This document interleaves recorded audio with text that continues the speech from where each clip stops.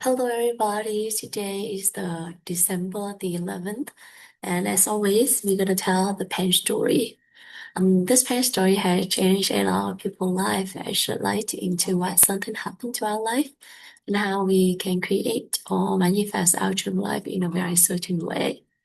And myself, I like to tell the pen story regularly if possible.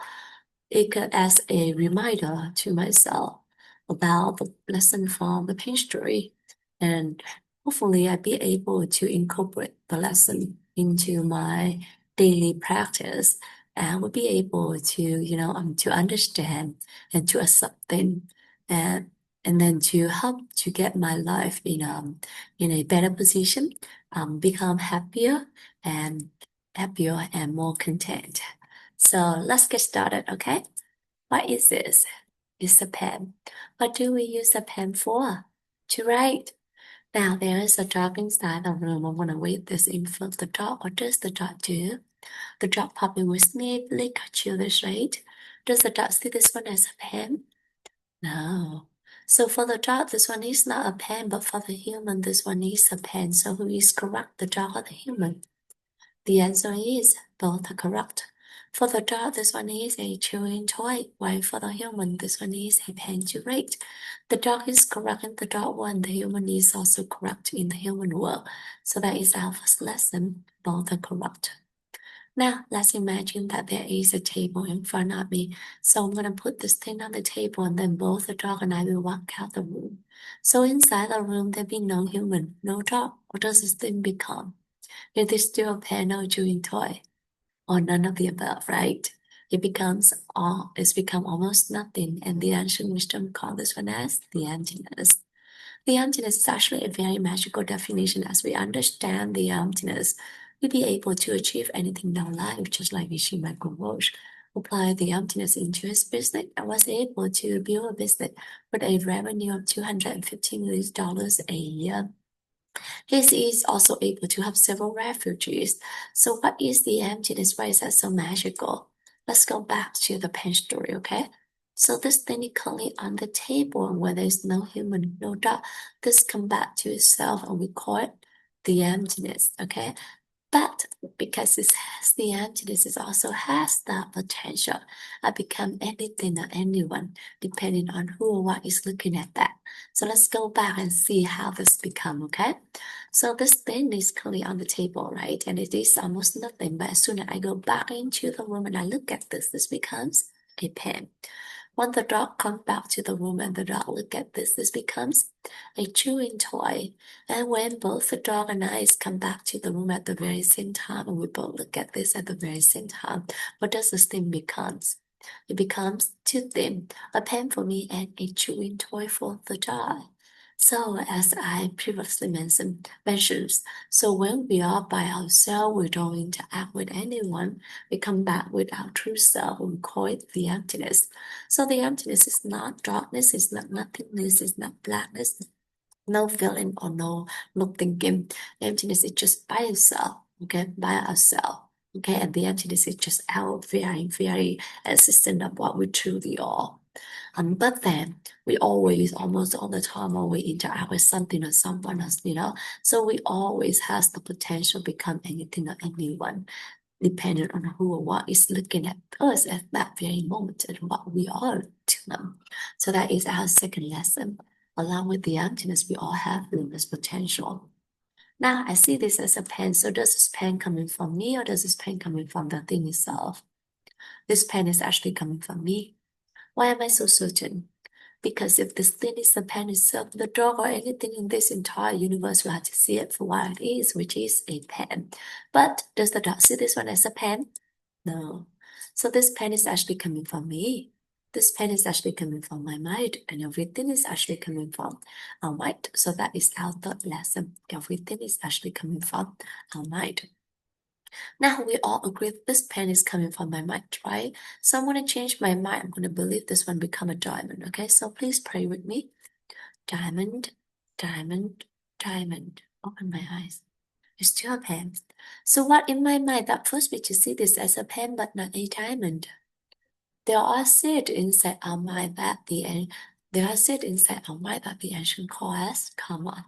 When we see this seed pop up and open up and cover this and make us see it for what had been planted only into our mind. So who planted those seeds into our mind then? Only you can plant the seed into your mind, and only I can plant the seed into my mind. How can we do it? We do it by three ways: by our word, by our actions, by our thoughts, especially toward other people.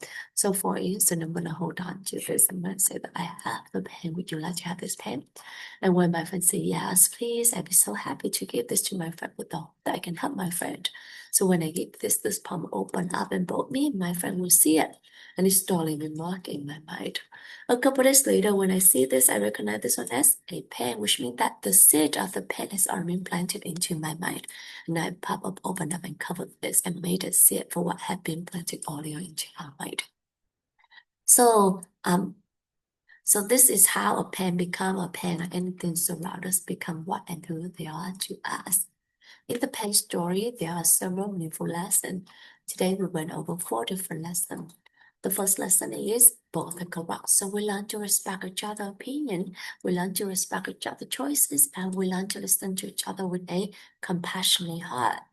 The second lesson is, along with the emptiness, we all have limitless potential. So trust your potential, trust the potential of everyone or everything surround us, and trust the potential of whatever happened to us. And then lesson number 3 is that everything is actually coming from the seed inside our mind. So we be 100% responsible to whatever happened to us. We don't blame anyone because in the end, we are the only one who can plant the seed into our mind.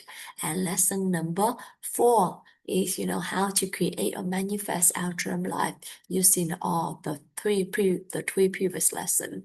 So first, you have to know what you want in your life first, using lesson number 2 and lesson number 2, the emptiness and the potential. And then after that, we start using, lesson number 3, which is start planting those seeds using our word or action, our thoughts to other people. So for instance, if you want to have a happiness, then you plant the happiness seed using your word, your action, your thoughts to other people, helping other people to be happier. If you want to have prosperity, then you use your word, your action, your thought, helping other people um to be more uh more prosperous. And just like that, whatever that you want, making sure that you use your word, your action, your thoughts to other people, helping other people to get that, okay? And actually the lesson that I would like to share with you all today is actually what happening right now. As you can see that somehow my camera stopped working, so you can only hear my voice and you couldn't see me. And it's when I was telling the pen story and I see this actually struck me, with surprise. But fortunately, I've been doing the pen story. I've been telling the pen story quite often for a while already. So, even though that I was struck with surprise, by this unintended situation, but then I was able to continue with my pen story lesson. And and then this is just the way I see it as I'm thinking about through this. The way I see this is that the more you do something, you get used to it. And then when things happen, you have the flexibility to um to work on it and to handle it.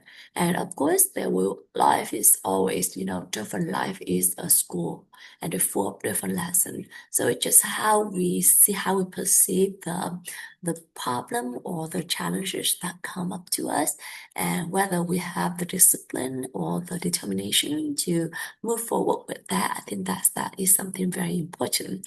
And with this, I actually want to share with you the one of the prayer that I really, really like recently.